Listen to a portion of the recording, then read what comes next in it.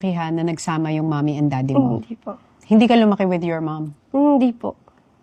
Pero ngayon po, kasama ko po siya araw-araw. Paano mo i-describe yung relationship mo kasama yung mami mo dati, nung bata ka? Nung syempre, bago po kami magkasama, teenager, nagka-clash po talaga kami matindi. Saan kayo nagka-clash ng mami mo nun? Pag naalala mo nung teenager ka? Lumaki po kasi ako sa dad ko, di ba? So nasanay po ako ng pagising ng umaga, papasok, ready na yung uniform, food, service, yan na. So pagdating ko sa nanay ko, gabi po kasi yung trabaho ng nanay ko, seeker siya. So hindi siya nagigising ng umaga. Pagkatapos din kami nagka-clash, nag-aaway kami. Sigawan kami. Oh, kasi yung mga ways na nakalakihan. Opo. Pero habang tumatagal po, nagiging maayos po yung relationship namin. At ngayon, siya din po yung nag-aalaga ng anak ko. And then, dumating po si Aljur. Kailan mo siya na-meet?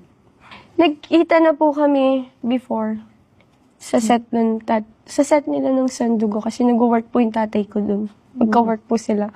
Sumama po ako sa tatay ko. Pinakilala niya po kay Aljur. Pero that time wala lang po eh. As in wala. As in simpleng hi. At saka iba pa yung buhay ni Aljur nun. You're in a different relationship. Oh, yes. Tapos lumipas po yung ilang years. Nagkita po kami ulit. Doon po kami nag-start. Anong meron kay Aljur? Bakit mo nagustuhan? Bakit may nag-spark sa kanya?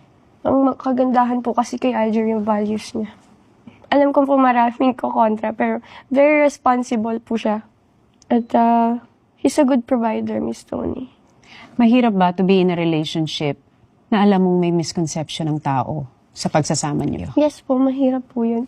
Pinagdasal ko po yun, Miss Tony.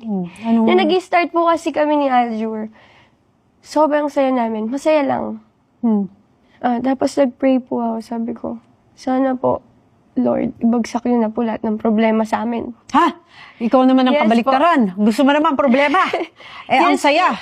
Para po makita ko lang po kung kami po talaga para sa isa't isa. Kung nandyan po kami para sa isa't isa, nang hindi lang masaya. Para po, hindi na tumagal. Maghiwalay na po kami kung maghihiwalay kami.